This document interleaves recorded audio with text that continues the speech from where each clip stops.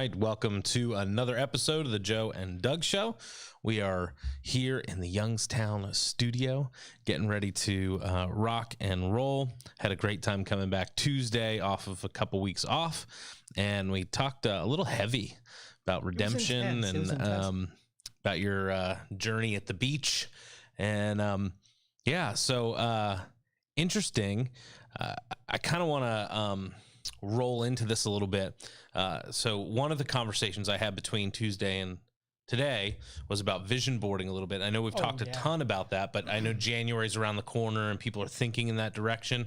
But before you get to sometimes a vision board is the assessment process that we sort of got into Tuesday. We talked a little about the redemption that was a little more personal, heavy, spiritual.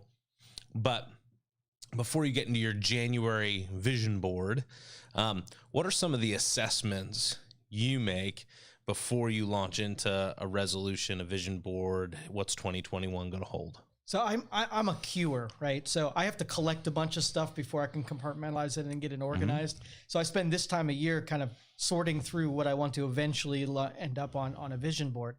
Because it's not my vomit board. I'm not just putting stuff up there for the sake of doing it.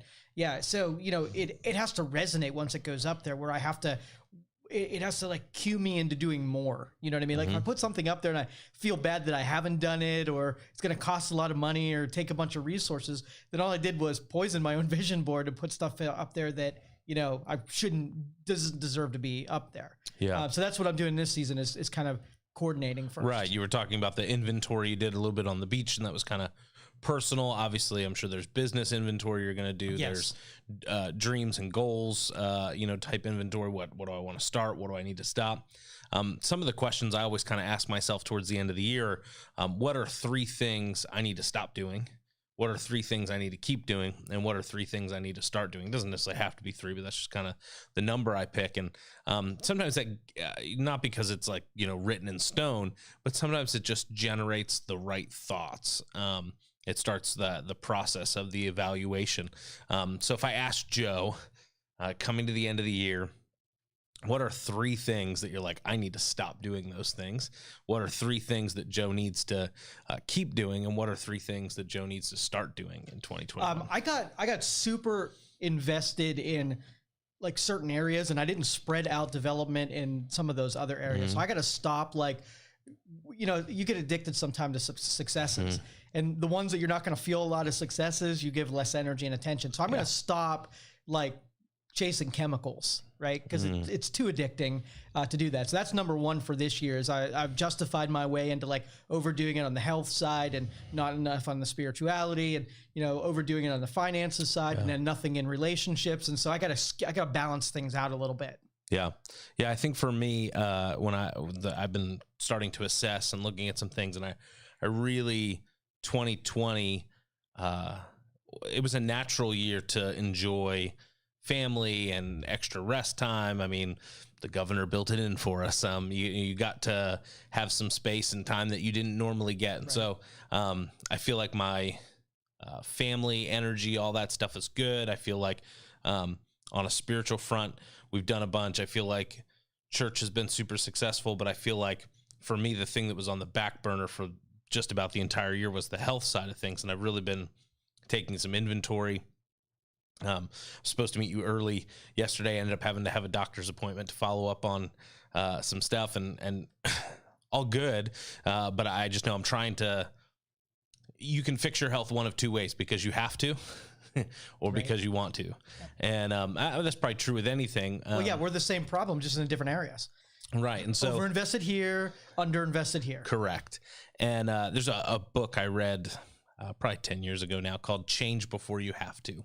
And it was a pastor who wrote the book. And he basically said that he was 50 some years old. He was overweight, all those things. And ended up getting some not great news from his doctor. I think something along the lines of he was either on his way to having a heart attack or had a small heart attack and had to have some stuff done medically. And he had this moment. I'm not sure his wife appreciated it, but he had this moment where he was like, I need to get myself together because I have to right now. And And he looked at his wife and he thought, if she died, I don't think anybody would remarry me. like he just had this moment, and I'm not sure that's the response or the motivation she necessarily wanted to have. But he lost like something like 80 pounds and really put health at the top of his priority list, and had to, adjust his eating habits, his sleeping, everything in that. And then out of that came this book called Change Before You Have to. And he really directed it towards spiritual leaders and business leaders, because we tend to be overinvested in helping everybody else succeed and those sort of things. And a lot of people that are in the business of helping people, particularly in my department, they're underinvested in their own personal health because, well, it's just not that important. There's other things I need to do that are obviously far more important, because spiritual things are important and emotional things are important. The physical stuff is okay. And I said to my wife, I have a spot picked out in our new bedroom where I'm going to put the vision board. I got my scale that's going to go there. I got some stuff so that I can start making the proper investment in that area of my life. And it doesn't mean that all the others get to suffer. It just means I have to be intentional and focus on that portion of the recipe, so to speak. That's awesome, though. Yeah. I'm happy for you. I'll be cheering you on the whole I know way. you will. I know you will. So with that assessment, you start asking questions like that to get yourself to a spot where you go, all right, 2021 vision board. Now, you mentioned it's not a vomit board, right? Which is good. Do you pick one goal, 3 goals, 5 goals, 10 goals? What makes it a vomit board and not a vision board? So it is a process. I feel like I'm auditioning my ideas to see how serious they are for a role. Because spend a lot of time with them, in the coming year. So when I'm courting them, I'm pretty much figuring out if they deserve, to be up there. Not that I want them to be, or that if they work out, they're going to play a big role. It's literally, are you next up or not, kind of a thing.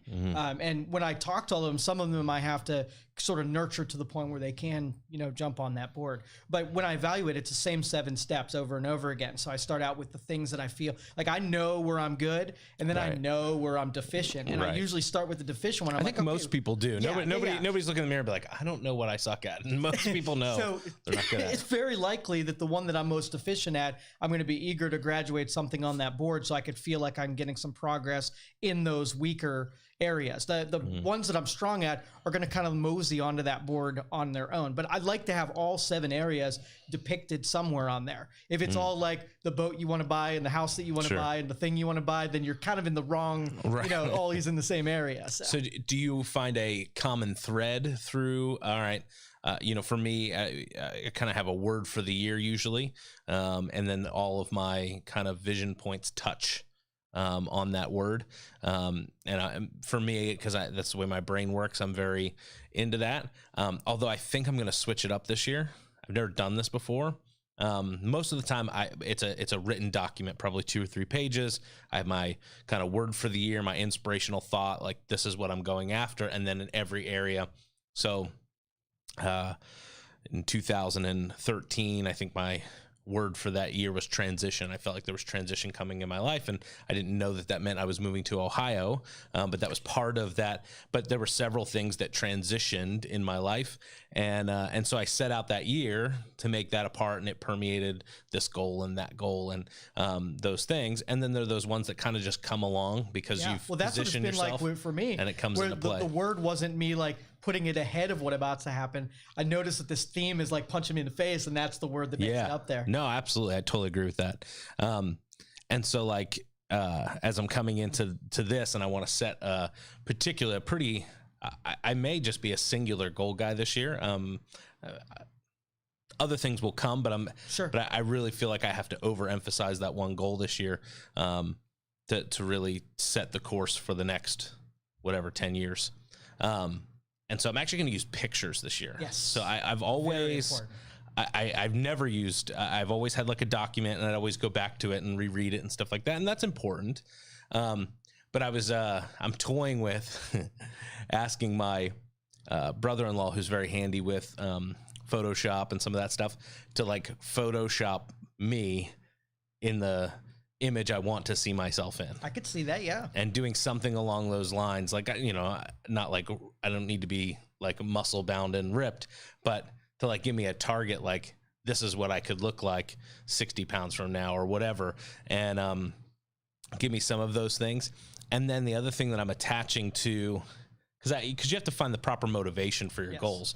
Like you said, it can't just be like, oh, I want to buy a boat. Well, like, okay, why do you want to buy a boat? What does that look like? Yeah, what about it is exactly it's driving you? Yep. And so, you know, I'm going to put certain phrases down, but one of the big things for my wife is she loves to go to theme parks.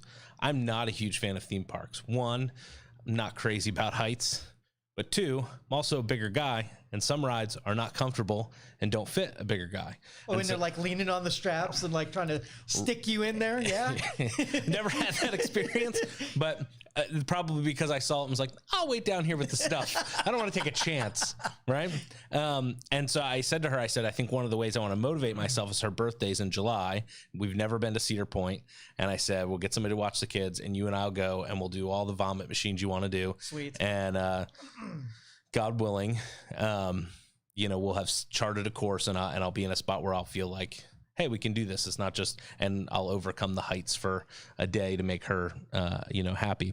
But you have to attach those motivational things to that because there's going to be a Tuesday morning at 6 a.m. where you don't want to do X, Y, and Z, where you don't want to take the extra deal so that you can buy the boat, where you don't want to extend yourself, or you don't want to cancel the trip you had planned because, well, if I really want this, I have to sacrifice this to get that. So when those sacrifice moments come, it's one of those things where the rubber meets the road, and you're going to have to make a choice, and you have to have those motivational things in place. Yeah. And so what I'll do first off, especially big undertakings like you're talking about, I want to put my army together first before I like put the motivator up there. And so I want my tools lined up. So I'm thinking like all of the things that are going to make it easier and better and like my ace in the hole kind of thing. So those are my first set. That and the who people, the people that are going to come around you are huge. Right. Yeah. Do you, for your kind of mentality with this, do you use pictures for yours? Yes. Like I mentioned? Okay. Yeah. And what I'll do is I'll start looking through like Google Images. And I'm looking for an image that like encapsulates what I'm feeling more because I want to connect with today's feeling because I want to do it today, right? And I want to connect to this feeling tomorrow, then. right? Not the one where I'm sore and I'm tired and whatever. So then if I get put in today's state of mind, I have a better chance of overcoming those hardships when down the road. So those images, like I don't even care if it's related, if it can invoke it and like encapsulate the way I'm feeling right there, that's the picture I'm connecting with. I saw this really interesting TikTok video, and I'm probably going to totally butcher this, but the guy was talking about when we make a decision, we go through 5 phases of emotion with making a decision. We start out with uninformed optimism. Start with like, oh, of course I could do this. It'd be great. I want to start a drop shipping business, or, yeah, of course I can lose 100 pounds or whatever. Everybody starts in that spot. And then we start into it and we realize we get an informed pessimism is the next thing that happens. Like, oh crap, this is really hard. Like this is going to take sacrifice. I don't know if I can do this. And then he talks about the third spot being the valley of despair. And he goes, this is where most people die, is they hit this spot. They thought they could do it. It's easy. Everybody could do it. I don't understand why nobody does this. They start doing it and realize, well, it's not as easy as it looks. And then they get into the spot and they say, screw it, I'm going to quit. It's too hard. And then they go back and they live on this side. But for those people that can push through that valley of despair, on the other side of that, you start to find out that, yeah, you know what? There is going to be some things that I have to sacrifice. There is going to be some steps, but I can climb back up this other side to eventually have success. But it's those first 3 steps that most people live in. And I feel like when people start a vision board, yeah, you have this optimism, like, yeah, of course we can do this. And you get 2 weeks in, 3 weeks in, and then you're like, I don't want to sacrifice that. Like, I want the cookies. Like, you know what I mean? You have those moments. And if you don't have the proper motivation or the proper accountability and people around you, or you don't have the ability to sacrifice those things, you end up in that valley of despair and you quit, and then you go back to the beginning, you pick something else and start over. Someone like myself who's done that with 97 different diets, from Weight Watchers to a bunch of different things. Yeah, and sometimes you even have a little bit of success, but you get to a certain point and then you're just like, screw it. And you go back to the beginning and you try something else. Well, it was obviously the program's fault. It was obviously, and then you have your reasons for why it didn't work. how do you push through the valley of despair? Because that's always, it's like right on the other side of breakthrough is that push area. And so many people hit that spot and they're just, screw it. Yeah, you got to put that in your plan because you're going to hit energy deficiency somewhere in that plan, right? And what I do is I build this psychological shelf. And so I'm working on an idea. I started it. I liked it when I started it. So I know that I'm going to want to continue it. So I have two choices. Either find a place when I get a little bit tired to put it where it will be exactly in the same spot it was when I want to resume it. And rule number two is it can only live on that shelf for a small period of time. So like you get to go for 4 downs off the field, but you got to play 4 downs on the field. But what my vision board being I take 7 different areas, when I put like the financial one on the shelf because I'm like, I'm done for it right now. I'm taking a different one off of the board and it connects with way different energy zones in your brain and your body. So by the time I'm done with this one, I'm feeling a little bit better. I can go back to the original one and it's almost like brand new without having, ruined any of the, the momentum that I had. So you have 7 areas. What 7 areas are on your vision board? All right. I'll try to do them. So you got health, like physical health. Yeah. You have relationships. You have professional development, you have spirituality, you have finance, you have communication. I knew it. I know I was going to get the one of them. There's always one. Yeah. There's always one. That one I'm not doing this year. So in my list was always physical, emotional, mental, spiritual. I would have travel goals, and I would do like 2 or 3 other. So in the emotional, obviously, I would break down the relational, like Sam and I, and stuff like that, because a lot of those permeate multiple goals and stuff like that. They overlap and whatever. So do you always try and pick a goal for each of the 7 every year or every season or whatever it is for you? Yeah, for sure. Okay. And it's regularly, the faster I get through them, the faster I repopulate them with something else, but there's always something on there. And some of them are, especially like in areas where I feel like I'm pretty well developed, I won't overdo it in that department because I want to spare some energy down for the ones that really need my help. Yeah. Have you ever had a year where you just like, you know what, one thing, like singular focus, everything else, I don't care if this falls, that falls, I'm going to succeed at this one thing. What was that thing? It was when I retooled my business. There was a big shift between when I became a contractor and when I opened the stuff on my own. And I knew that if I got this one wrong, I mean, it was a game changer. I went from being diversified and having like 20 different companies that I worked for to having one company that I owned and I worked for. And that was a big thing. So I don't want to take the risk because my family's in this boat with me. If I get this one wrong, there's nowhere to go back to. There's no retreat. Cardboard boxes. Yeah. So I put all my energy into that one to make sure that it was solid before I moved into something else. And then I diversified after that. Sure. No, that makes sense. Because sometimes you have to hone in and find the one thing. And that's what I was just saying, for me, that's what I'm kind of feeling is like, normally I have multiple tiers and multiple goals, but I'm like, if I don't get this one thing right, everything else is going to suffer because of it in the years to come. We see that. Like if you get cancer, and guess what you're doing the whole year? Exactly. If you get in financial trouble, guess what you're doing? The whole year, if one of those pipe up and need that kind of attention, you have no business being anywhere else except for the terminal one. Wow. That's really good. And there's so many people that live that way, right? From terminal to terminal. Exactly. All right. Well, this year I have to put it, or it becomes a 5-year saga, or becomes their life story. They just live in their a state of terminal identity. And that sucks. It really does. And it pulls the life right out of them because they can't dream anymore. Because by the time that one wore you down, you're ready to not do on anything, and you're just creating your next one. Yeah. That was deep, dude. I know, man. What happened to those light curveball ones that we used to throw out there? Conspiracy theories. Yeah, we need to do that again. Maybe the week between Christmas and New Year's, where everybody's hanging at home. So as you're coming to the end of the year, you're evaluating your previous year. How do you not beat yourself up when you didn't achieve some of the things you didn't want to? Because so many folks will set goals in January, and some may achieve some of them. I can remember in years past, I set a goal to read 50 books in 1 year. That was one of my goals, I think like 2011 or 2012. And I only read 42. And damn you. You're right. I was like, should I beat myself up because I didn't get the other 8, or should I celebrate the 42? There were times where I set goals to, I'm going to weigh less at the end of this year than I did at the beginning of the year. Now in the in my heart of hearts, I'm like, this is going to be the year that I tackle it and I lose X amount of pounds. But my goal was to weigh less. Now I may have only weighed 10 pounds less, but I still should celebrate that. It's less than I was at the beginning of the year. So how do you take the wins and allow them to be wins? And then sometimes, how do you deal with a loss? So I have pretty good confidence in my abilities at this point.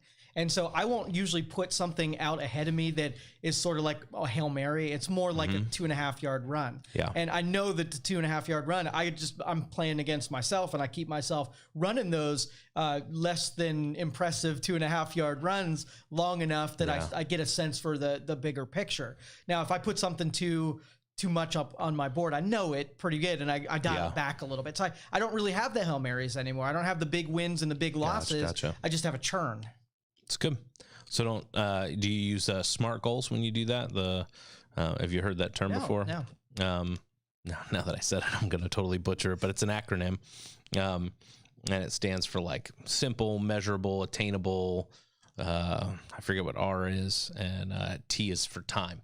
So every goal has to meet certain criteria. It can't just be like, I want to lose weight. How much weight do you want to lose? Right. Yeah. In what amount of time? Do I want to do it in 6 months or in 6 years? Like what kind of time? And usually they tell you smaller increments of time, not long ones. But those SMART goals are really helpful when people are looking at it, because sometimes you set the right goal, you just didn't give yourself enough time, or you set the right goal, but you didn't give yourself a measurement. So you didn't know whether or not you succeeded, or you had a measurement, but you were afraid to put it down because what if I don't reach it? And I think a lot of times we write that script based on what we think other people think we should say, rather than the language that we use to ourselves. Absolutely. And so, one of the first things I did when we were getting back in shape is that, I didn't want to go lose weight. Like, I want to see if I can make it through a week without drinking any soda. And when I say those things, I'm talking to me, and I'm like, I can do that. Yeah, that's something that's measurable, and I can get to the end of the week. Yes, I did it, and move on to the next thing. But when I threw up like lose 20 pounds, I'm thinking somebody published that for me, because that doesn't even sound like me, Yeah. No, that's so funny. I remember walking into Weight Watchers. Now, if you've never done Weight Watchers, I was the only guy in there, and all the ladies were my mom's age. So I walked in, and it's super awkward. I'm standing in line. I've never been before. Walk in, they're like, here, fill this out. And they're like, the first thing you do is step on a scale in front of people. And I'm like, literally, I was like, Jesus, if you get me out of this, I'll serve you the rest of my life. Like, I sat in the back, could not wait and they get up and they share recipes and stuff like that. And I'm like, Lord, what did I just get myself into? Now they've gotten smart, and they have the app, and they do some of that stuff. And I get why it works for some people. But sometimes you find yourself in spots and doing things because, I heard it worked for other people, so I'm going to try. Or, if I'd set this goal this way, or if I have this type of accountability or whatever. And so much of our goals sometimes is predicated on what other people think. How do you overcome that? That is the golden question. Yeah. Nobody can answer that. But no, I mean, if you get in the habit of, like I said, communicating with yourself and speaking languages, not being judged by like a third party, it's easier, because when you feel more accountable when somebody else is judging you, like like when someone says you can't run the 5K, you're like, oh, I will run that 5K. Yeah. Versus saying, you know what, I'm not doing anything right now. Let's see if I can put my socks on. Right. No, absolutely. I think in those scenarios, especially with goals, like, there's so many 20-somethings coming out of college that are ambitious and they have career goals, but everything's based on either what mom and dad wanted for them, or I'm going to stick it to my friends and show them how much more successful I'm going to be. And none of it is about like, this is what I'm purposed and built to do. And like, this is what's going to bring me joy. And this is what, I've been designed to do. And so they chase success, and then they get into their 30s, and they wake up one day and realize, I don't think I wanted success. And they have this midlife crisis, right? At 35, 40 years old, and they're going, because nobody cared. Right. They didn't. They didn't get a gold star from anybody. Nobody patted them on the head. And they're like, what the heck did I do that for? And they realized the thing that they thought they were looking for is actually significance. They wanted to leave their mark. They wanted to be memorable. They wanted people to pat them on the back or pat them on the head or whatever it is. And so in our pursuit of success, we don't actually get what we're looking for, which is significance. And then a lot of people are lost at that point and they don't know how to find meaning in their life. And so they go out and buy a Corvette, or they switch wives, or whatever it is. Like when I was piecing myself together, my goals were not impressive goals. My goals were like, try not to wake up past 10 o'clock. And, you know, it was literally that stuff where I was trying to put myself on some kind of narrow path. And so when you compared me against my peers, it would have been like a blowout. It's like, oh, you got a job as a, you know, junior partner at a law firm. Cool. I woke up this morning. I made the bed. Oh, that's hilarious. But there's probably a ton of wisdom in that, because so many, we end up in the rat race, as they say. You know, you're chasing things that you didn't even want because you want to show up. Not anymore. You want to put it on social media now, but you wanted to show up at the reunion with, you know, being able to say, oh, we did so much in business, or I had this success, or whatever it is. Now you show up at the reunion, everybody goes, oh, how are the kids I saw on Facebook or Instagram or wherever. But it's very interesting, those motivations that come from other people.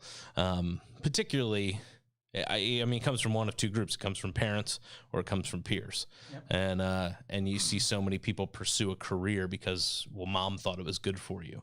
And then you get into it and you're like, well, this sucks. I don't know why I did this. And now I've got student loans, and now I've positioned myself poorly in multiple things instead of, you know, are you a fan of college?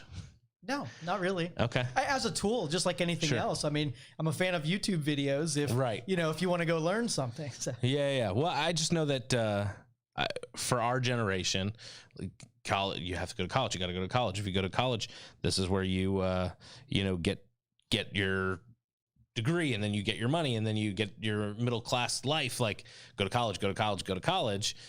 And I watched college not work for so many of my peers. And then at 18 to pick the trajectory for the rest of your life, and you're like, well, I don't know if I want to do that. Right. And maybe I'm going to pick a career that's going to be obsolete in 15 years.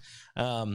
And I think, you know, those gap years are so important for kids that, hey, I'm just going to take 18 and I'm going to work and I'm going to figure some things out and whatever. You know, I don't think you have to thrust yourself into your destiny by 22. There's part of me at 35 that still feels like, I'm figuring this thing out. Yeah, oh, for sure. You know, there's one or two things I think I've got down, but there's a whole bunch of question marks still that I'm exploring. And I think that's a beautiful thing. I wish it's part of the journey. That on everyone, that they don't have to decide until they feel like they want to decide. Yeah. No, and not everybody, the idea that you're late, right? Like, there's all sorts of pressure to, like, you have to have a career. You got to make so much money. You got to be married at this point. You should have kids at this point. There's all kinds of timetable pressure that people put on themselves. And one of the big things that I want to tell people, and that I get an opportunity to, is like you're not late. Just because Sam and I got married at 24 and 21 doesn't mean that because you're 30 or 40 and haven't done that step in your life, or just because, you know, you started a business at 25 and succeeded, and another person's 35 and working in middle management and hasn't launched out on their, like, doesn't mean you're not a failure to launch. You're not behind. You're just you. And as long as you step into you and do what you're built to do, doesn't matter if you do it at 35, 55. I mean, Colonel Sanders was like 84 when he started Kentucky Fried Chicken, like, and succeeded at something. Like, you know, there's so much pressure to do it immediate now, to have the success. And you and I've talked about this before, the 20-year overnight successes that we all look up to. You know, and so many people are under that gun to have, like, the microwave success of, like, I built this thing, I stuck it in, and I got $1 million, and, you know, here I am, or I'm a YouTuber now, or whatever. And it's like, no, just do what you're passionate about and what you've been built to do. This is a fun one because I'm preaching on this weekend. So nice. Good practice. That's it is. But, you know, I think it's wise to have people around you that, like we're talking now, but, you know, I felt really bad in the onset. Like, all of my peers are ahead of me. Everybody I'm reading about was successful in their 20s. And I'm, like, so far deficient in every way compared to all of those people. I didn't have anybody to say, just hang in there. It takes some time to cook this, for some people. And because I always wondered, like, why me? Why isn't it happening quickly for me? Wow. Yeah. There's an adage that I heard from a mentor. It says, compare and compete and you'll live in defeat. You know, you're Joe. You're not Tom or Timmy or whoever else you were comparing yourself to, they had advantages with maybe that you didn't. They sacrificed things that maybe you didn't at certain points, and they chose different majors and different friends and different pools of things, and their outcome was what their outcome is. The other thing that people do, and I often say this to people, is, you can't compare somebody else's chapter 40 to your chapter 3. You just started writing this, book.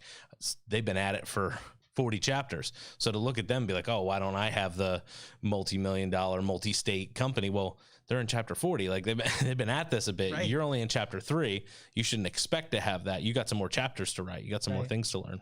But if you have a lot of people in your life that are like, hey, why aren't you married yet? Or why don't you have kids yet? Or where's your corner office or your sports car? Makes it rough because it feels like that's the whole world and you're like the outlier. No, yeah, that's a good point. And you don't want to, I'm the quintessential oldest child. You don't want to disappoint mom and dad. And if that's mom and dad's motivations, my parents were super great with a lot of this stuff. Like, I can remember getting ready to go off to college and stuff like that. And they didn't have a ton of finances. I think they bought me some socks and gave me a high five and like, good luck. They dropped me off. But they didn't, that wasn't in the cards for them. They weren't able to write a big check. No, they took care of, my mom did my laundry when I would come home on the weekends. My dad hated it. I remember they dropped me off at college. It was like August something, 22nd, I think. And the following weekend, I show up, come home, and I brought 2 guys with me. We went swimming in the pool and stuff like that. And I was only 35, 40 miles from home. So it's like an hour drive. I was like, you guys want to go swimming? Got in the car, drove home, brought all my clothes, crashed the house. Walk in, my dad goes, what are you doing home? I didn't want to see you till Thanksgiving. I dropped you off at school. My mom's like, he's here. I'm going to take his laundry and do it. And all. So they had their own ways of, kind of handling that. But, ultimately the way that they navigated big choices, big life decisions, whether it was dating my now wife or whether it was school, like they really just were like, well, if that's what you're passionate about, like we're behind you 100%, like let's do it. And that went for my brothers as well. And so they were really good about, they wanted the best for us. They'd love to see us, but my dad was never like, I want you to be a doctor. You're going to be a doctor. Like there was never any pressure for that. The only pressure we had was like, whatever you do with all your heart for the Lord. And so I don't care if my dad would say all the time, like, I don't care if you're, a tiddlywink designer or whatever, just whatever you're going to do it to the best of your ability and with all your strength. And so they were always behind whatever we did. So that was kind of cool. Cause I know a lot of parents had pressure on their kids. Well, you got to get certain grades. I want you to get in this school. You're going to go to my alma mater. Like there's those type of pressures. And my parents were really cool about like, just as long as you're loving the Lord, do whatever you want. It's cool. Yeah. Cool. Real cool. Do you have, for Ryan, how do you navigate that for him? Are you just, let me pour gasoline on what's already burning? Or do you like, let me see if he likes this? Cause one thing, my dad played college tennis, and apparently was quite good. Was captain of the college tennis team. His coach showed up to his funeral. His coach was 80 some years old, showed up to my dad's funeral. I'd never met him before. My dad had told stories, and 2 of his teammates showed up. His coach was like, he was one of the best players that I coached in however many decades of coaching and stuff. And when I heard he passed, I wanted to come. I was like, wow. Dang. Like my dad had talked about it, but we were all like, like, you played tennis. That's cute. Like, like my brothers and I were like, whatever, Sorry, Dad. Yeah. But then when his coach showed up to his funeral and 2 of the players, I was like, I guess he was pretty good. Like, like we were always thought he was like pulling our chain. And, growing up, my dad always wanted one of us to play tennis at some level. So every year, every summer, there was a 1-week tennis camp. None of us played tennis. We played baseball, we played soccer, we played football, we played basketball. I played roller hockey one year. None of us ever played tennis. But 1 week every summer, my dad would take off work. He'd sit in his folding chair at the tennis courts, and there was a camp, and we had to go to that 1 week of tennis camp. Nice. Dad paid for it, and he was going to sit there and watch us play tennis, and he didn't care if we never did anything else with it. That was his joy for 1 week. I played tennis. I'm going to watch you play. Beautiful. In that. But do you have like aspirations for Ryan? Do you and Debbie like sit down and go, man, I'd really love, if he did this? Like, obviously you want to cater into his passions, but as a parent, like there's a lot of times where I'm like, I feel like I have to coax them into trying new things, like eggnog, right? It's a huge Christmas staple. I love eggnog. This is not going to be part of my future journey, I don't think, but currently eggnog is very delicious. Enjoy it, hurry. And Charlotte loves it, but I can't get the boys to try it. They're all like, eggs and a drink. Like, and I had to coax Charlotte to try it, but now she's like, can I have eggnog? Like immediately that's what she'd like. And I feel like that's true for a lot of experiences, like to get them to try new things or to, some things come naturally, but to just like, hey, branch out, just try it. Like, you're not going to know if you like that food or if you like that experience or if you like that sport or if you want to play an instrument or whatever, like until you try it.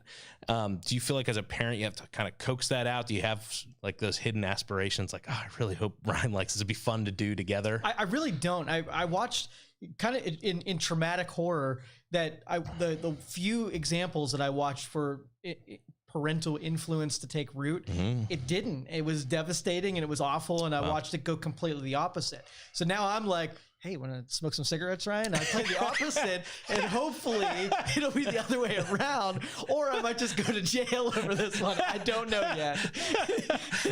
That is not parenting advice. We are approving on this program.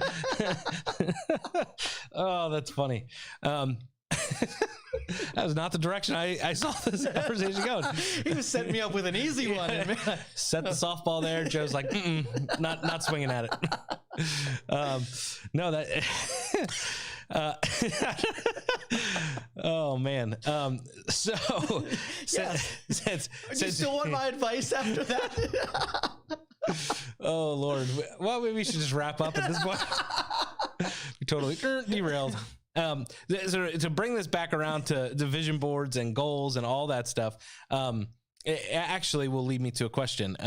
So do you always, with your vision boards, speak in the affirmative? Yes. Never in the negative. Never. Do you find though that you have negative things that inspire the motivation for the positive? If that makes sense. Like you're kind of saying to like with Ryan, it takes like, hey, smoke these cigarettes, ha ha ha. But in the same breath, you're hoping that motivation flips on itself. Yeah, exactly. So yeah, I mean, it's a lot of translation though, so that you have to take that negative. I mean, a lot of our motivation is to the negative. Like I don't want to be winded walking up a flight of stairs, but that's hardly something that's going to inspire you on a vision board. Right. Like, how do I translate to something that means that? And if I translate it down, I'll get to that still, but I don't want to use negative language on there because my subconscious doesn't buy into that. Yeah. No, 100%. Speaking the affirmative is important, especially when you're setting goals and you're casting vision and all of that. So choose your language wisely. Yes, for sure. The Bible says the power of life and death is in your mouth, and it's true. Yeah. Well, can I ask you, before you cut off there, I want to set up for a show in the future here because we touched on it at the very beginning, and a lot of numerology, right? You mentioned like something happened in threes, and I don't understand with threes. Well, there's people always die in threes, and right, the Trinity. Yeah. There's a lot of meaning in the numbers that we surround ourselves by, especially when it's serving goals and stuff like that. So maybe in the next show, I'll tell you about the magic numbers of 3, 6, and 9. Okay. And we'll go into Nikola Tesla and sort of the physics behind numerology. I don't believe in numbers like I go play the lottery because something significant in numbers, but numbers really do sort of write a storyline that you sort of like know the world around you is all about numbers. And when you figure out how they operate and interact with you, it's a powerful thing once you get an understanding for them. It's interesting, when you say that, biblically speaking, there are numbers that repeat themselves. The 7 days of creation, 12 tribes, 12 disciples, like there's 40 is an important number, 10 is an important number. And when you're studying scripture, you look for some of those parallels, and those numbers jump out from a biblical standpoint. So it'll be an interesting conversation, I'm sure. Because you're going to take it from the scientific standpoint, and I've learned and seen it from a spiritual and scriptural standpoint. Parallels, I bet. I am. Every time we talk, I do. It's good stuff. Well, we appreciate you joining us. I hope you laughed with us and enjoyed that a little bit. But start taking some inventory because January is coming. You don't have to wait for January. You can do a vision board tomorrow. I'm probably going to start mine before January, but I know people start thinking that way in January and are taking inventory now. And so we just want to encourage you. You can step up, set some goals, and achieve them. It's going to be good. So we'll see you on Tuesday. Thank you for listening to this show on Youngstown Studio. If you like our programming, we invite you to subscribe to our YouTube channel, follow our Facebook page, or subscribe to your favorite podcast platform like iTunes or Spotify. This is original Youngstown content, and we would appreciate you sharing the videos and the word about us. Thank you.